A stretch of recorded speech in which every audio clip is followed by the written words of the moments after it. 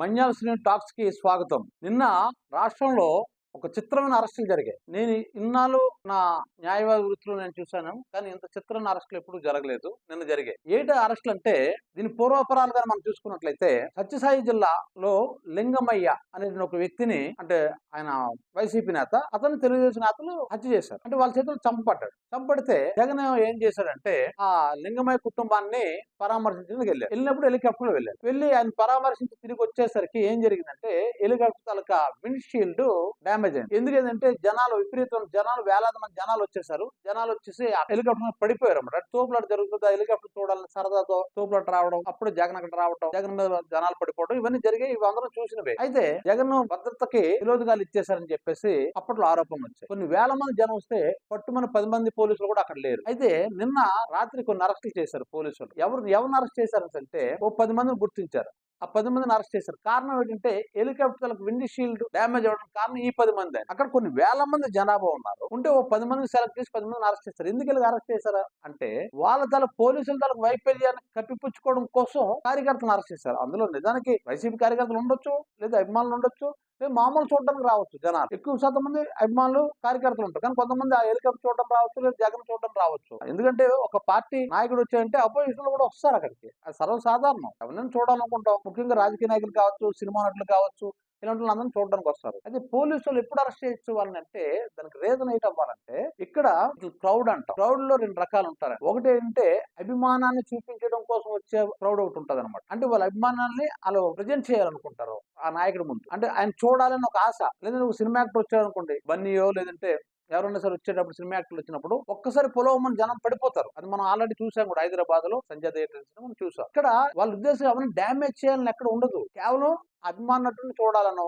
లేదా అభిమాన హీరోయిన్ చూడాలనో, లేదా రాజకీయ నాయకులు అభిమాన నాయకులను చూడాలనో అభిమానంతో వస్తారు అక్కడ. అదే తప్ప ఆ హెలికాప్టర్ బదులు కొట్టేయాలనో అలాంటి ఉద్దేశంతో రారు.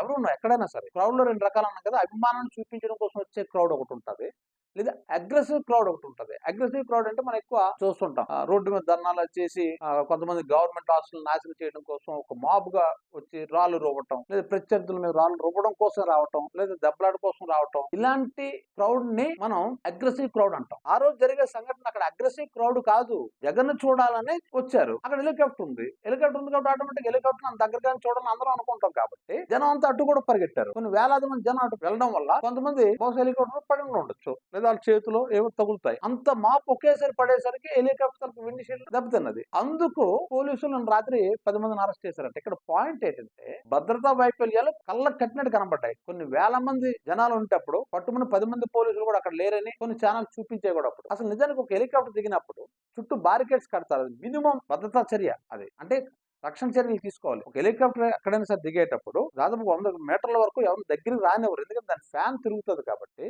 ఆ ఫ్యాన్ ఆ స్పీడ్ తిరుగుతున్న కొలది విపరీతం గాలి వేస్తుంది. దగ్గరికి వెళ్ళడం కూడా కష్టం, వెళ్ళకూడదు కూడా. అందుకు వాళ్ళు ఏం చేస్తారంటే ఆ ఫ్యాన్ తిరగడానికి అనుకూలంగా ఉండడం కోసం దాదాపు 100 మీటర్ల చుట్టూ బారికేడ్స్ కడతారు. బారికేడ్స్ కట్టి అక్కడ పోలీసులు రక్షణ ఆ హెలికాప్టర్ కూడా ఇస్తారు జనాలు లోపలికి వచ్చేయకుండా. కానీ ఇక్కడ కొన్ని వేల మంది జనాలు లోపలికి వస్తారు, అక్కడ బారికేడ్స్ లేవు. మరి బారికేడ్స్ లేనప్పుడు ఆటోమేటిక్ ప్రజలు వచ్చేస్తారు. పోలీసులు లేరు అక్కడ, చాలా తక్కువ మంది ఉన్నారు. ఆ ఫోటో చూస్తే అసలు ఒక పోలీసు కూడా కనబడలేదు. మీరు కావాలంటే ఈ మధ్యనే ఒక పేపర్లో కూడా పెద్ద ఫోటో వేశారు.